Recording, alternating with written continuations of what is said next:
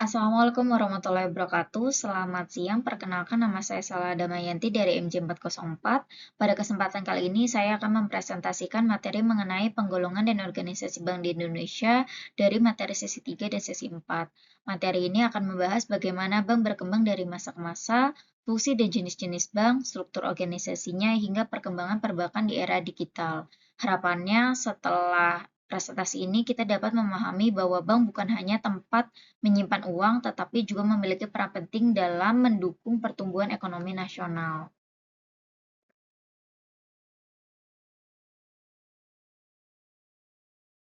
Sebelum membahas organisasi bank, kita perlu memahami bagaimana sejarah perbankan berkembang. Awalnya kegiatan perbankan mulai muncul di Eropa, khususnya di Italia pada abad pertengahan sebagai tempat penukaran uang dan pemberian pinjaman kepada para pedagang. Di Indonesia, perkembangan perbankan dimulai dari masa Hindia Belanda dengan berdirinya The Javas Bank pada tahun 1828. Setelah Indonesia merdeka, pemerintah mengambil alih beberapa bank asing dan mendirikan bank nasional untuk mendukung pembangunan ekonomi. Seiring perkembangan zaman, industri perbankan mengalami perubahan yang sangat pesat. Regulasi semakin kuat, layanan semakin beragam, dan teknologi digital membuat transaksi menjadi lebih cepat serta mudah diakses. Hal ini menunjukkan bahwa perbankan terus beradaptasi mengikuti kebutuhan masyarakat dan perkembangan ekonomi.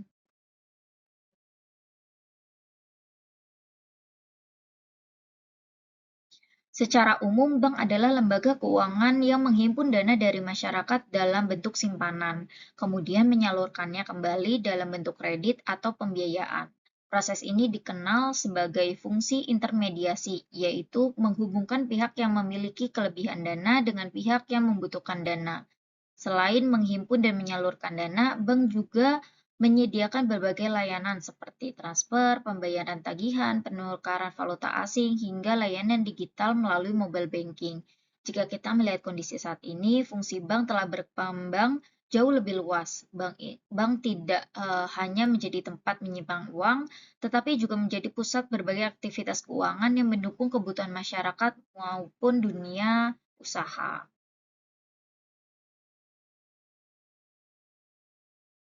Bank memiliki tiga fungsi utama. Yang pertama, sebagai lembaga intermediasi yang menyalurkan dana dari masyarakat kepada pihak yang membutuhkan pembiayaan. Fungsi ini sangat penting karena mampu mendorong investasi, kegiatan usaha, dan pertumbuhan ekonomi. Kedua, bank menyediakan sistem pembayaran seperti transfer, clearing, kartu debit, hingga layanan digital yang mempermudah transaksi sehari-hari. Ketiga, bank menyediakan berbagai jasa pendukung seperti safe deposit box, bank garansi, dan layanan konsultasi keuangan. Melalui kegiatan fungsi tersebut, bank tidak hanya menjalankan aktivitas bisnis, tetapi juga berperan dalam menjaga kelancaran sistem keuangan dan mendukung stabilitas ekonomi nasional.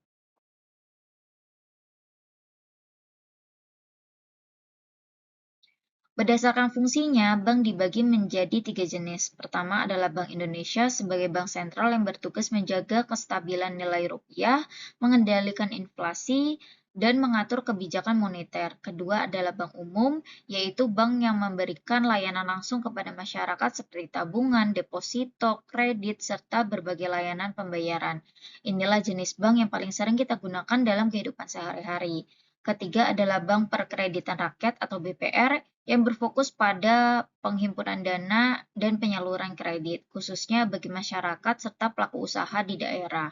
Berbeda dengan bank umum, BPR tidak menyediakan layanan lalu lintas pembayaran.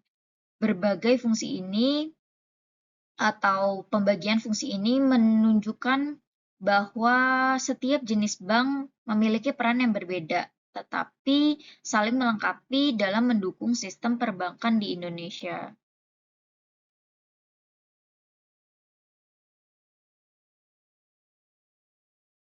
Selain berdasarkan fungsi, bank juga dapat dikelompokkan berdasarkan kepemilikannya. Pertama adalah bank milik pemerintah yang modalnya dimiliki oleh negara dan berperan mendukung pembangunan nasional. Contohnya adalah Bank Mandiri, BRI, atau Bank BNI.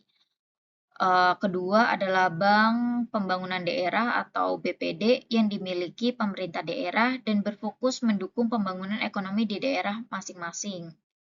Serta terdapat bank swasta yang dimiliki oleh pihak swasta dan umumnya lebih aktif melakukan inovasi layanan untuk meningkatkan daya saing. Selain itu, terdapat pula bank asing dan bank campuran yang membawa pengalaman internasional serta memperluas pilihan layanan bagi masyarakat. Perbedaan kepemilikan mempengaruhi strategis bisnis masing-masing bank. Namun seluruh bank tetap berada di bawah pengawasan OJK dan Bank Indonesia, sehingga wajib menerapkan prinsip kehati-hatian serta menjaga kepercayaan masyarakat.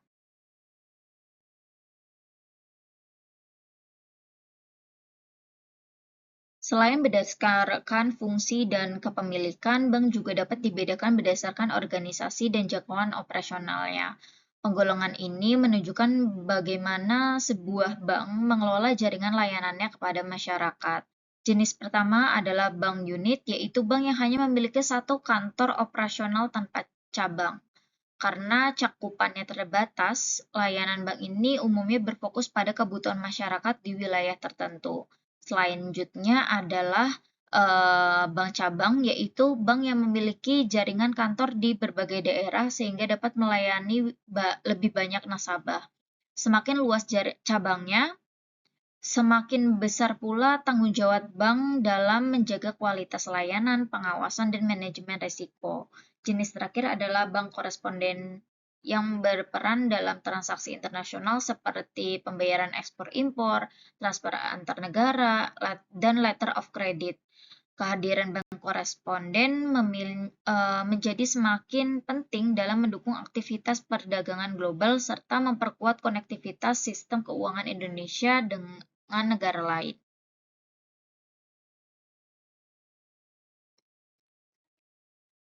Di Indonesia terdapat dua sistem operasional bank, yaitu bank konvensional dan bank syariah. Perbedaan utamanya terletak pada prinsip yang digunakan dalam menjalankan kegiatan usaha.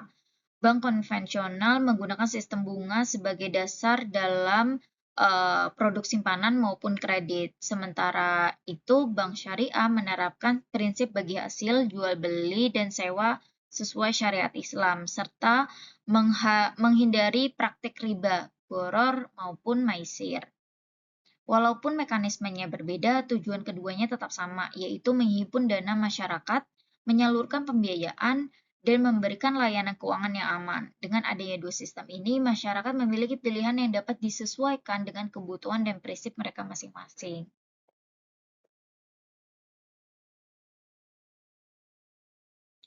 Agar seluruh kegiatan operasional berjalan dengan sesuai, setiap bank memiliki struktur organisasi yang jelas.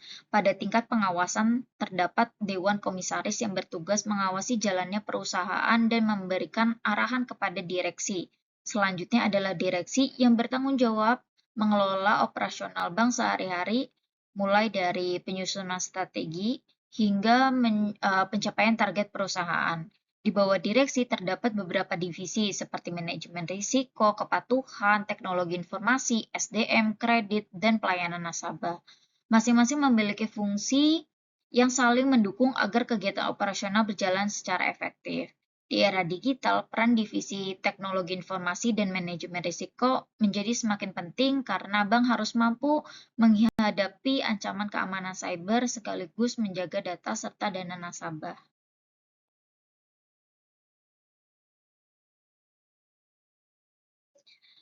Selain memiliki struktur organisasi yang jelas, bank juga harus menerapkan Good Corporate Governance atau GCG. Tata kelola ini bertujuan menjaga transparansi, akuntabilitas, dan kepercayaan masyarakat terhadap industri perbankan. Struktur tata kelola diawali dengan rapat umum pemegang saham atau RUPS sebagai pemegang kekuasaan tertinggi. Berikutnya terdapat Dewan Komisaris yang mengawasi jalannya perusahaan, serta direksi yang bertanggung jawab atas operasional bank. Selain itu terdapat komite pendukung seperti komite audit, komite pemantauan risiko yang membantu memastikan setiap keputusan telah sesuai dengan regulasi dan prinsip kehati-hatian. Melalui penerapan tata kelola yang baik, Bank diharapkan mampu menjaga stabilitas perusahaan sekaligus meningkatkan kepercayaan nasabah dan investor.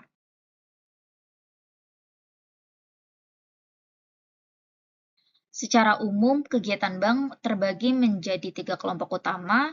Pertama adalah menghimpun dana dari masyarakat melalui produk tabungan, giro, dan deposito, dan inilah yang menjadi sumber utama kegiatan perbankan.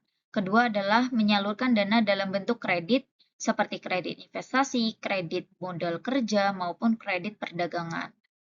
Penyaluran kredit ini berperan penting dalam mendukung pertumbuhan usaha dan aktivitas ekonomi. Ketiga adalah penyedia berbagai jasa perbankan seperti transfer dana, inkaso, clearing, kartu debit dan kredit, transaksi valuta asing, hingga letter of credit untuk perdagangan internasional.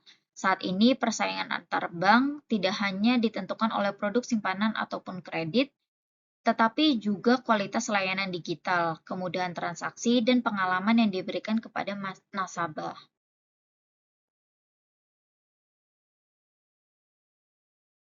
Keberhasilan suatu bank tidak hanya ditentukan oleh modal dan teknologi, tetapi juga kualitas sumber daya manusianya. Oleh karena itu, karyawan dipandang sebagai human capital, yaitu aset strategis yang mendukung pertumbuhan perusahaan. Divisi SDM memiliki tanggung jawab mulai dari proses rekrutmen, pelatihan, pengembangan kompetensi, hingga evaluasi kinerja perusahaan. Tujuannya adalah memastikan setiap pegawai memiliki kemampuan yang sesuai dengan kebutuhan industri perbankan yang terus berkembang. Selain kompetensi, integritas juga menjadi aspek yang penting karena pegawai bank mengelola dana dan data milik nasabah. Di tengah transformasi digital, SDM dituntut mampu beradaptasi dengan teknologi baru sekaligus menjaga profesionalisme dan kepatuhan terhadap regulasi. Dengan SDM yang kompeten dan berintegritas, bank akan lebih siap menghadapi perubahan serta mampu memberikan layanan yang berkualitas kepada masyarakat.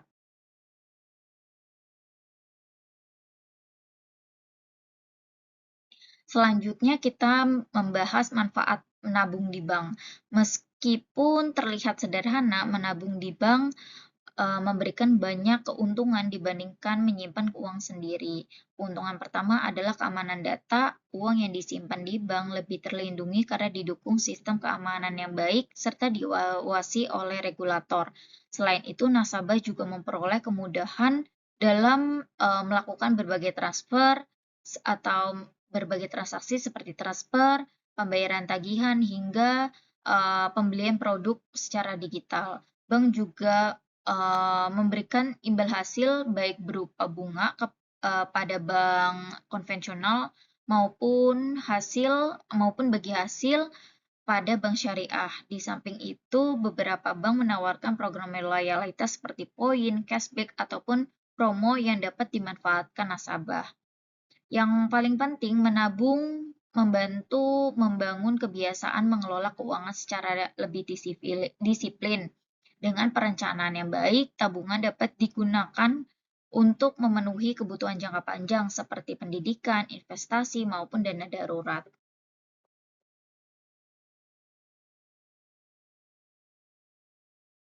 Perkembangan teknologi telah mengubah cara masyarakat menggunakan layanan perbankan. Saat ini, hampir semua bank menyediakan layanan digital yang memungkinkan nasabah melakukan transaksi kapan saja dan di mana saja melalui smartphone. Selain bank konvensional yang mengembangkan layanan digital, kini juga hadir bank digital yang hampir seluruh proses layanannya dilakukan secara online. Kondisi ini membuat transaksi menjadi lebih cepat, efisien, dan praktis. Namun, perkembangan tersebut juga menghadirkan tantangan terutama dalam menjaga keamanan data dan mencegah kejahatan cyber. Oleh karena itu, bank terus meningkatkan sistem keamanannya, sementara masyarakat juga perlu lebih waspada terhadap penipuan digital, seperti phishing ataupun penyalahgunaan kode OTP. Transformasi digital menunjukkan bahwa industri perbankan terus beradaptasi dengan perkembangan teknologi untuk memberikan layanan yang lebih mudah tanpa mengabaikan aspek keamanan.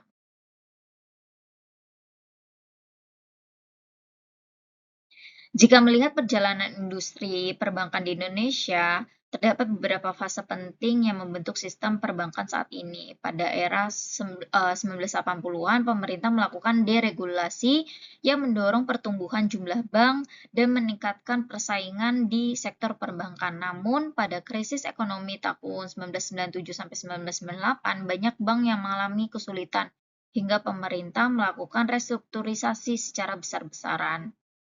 Sejak tahun 2000, berbagai reformasi dilakukan, termasuk penguatan regulasi, penerapan manajemen risiko, serta peningkatan pengawasan melalui OJK dan Bank Indonesia. Langkah tersebut bertujuan menciptakan sistem perbankan yang lebih sehat, stabil, dan mampu menghadapi berbagai tantangan ekonomi. Perjalanan ini menunjukkan bahwa pertumbuhan industri perbankan harus selalu diimbangi dengan tata kelola dan pengawasan yang kuat agar mampu menjaga kepercayaan masyarakat.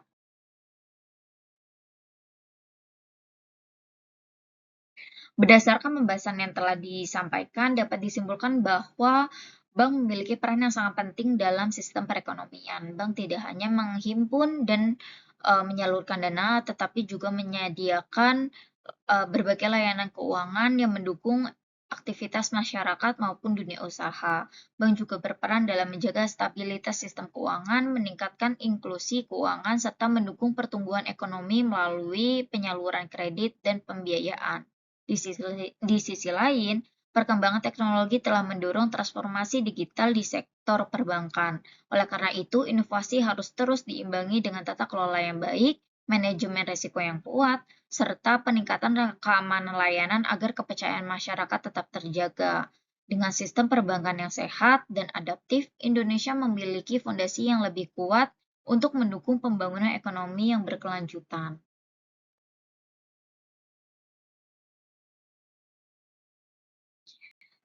Sekian presentasi dari saya, kurang lebihnya mohon maaf. Wassalamualaikum warahmatullahi wabarakatuh.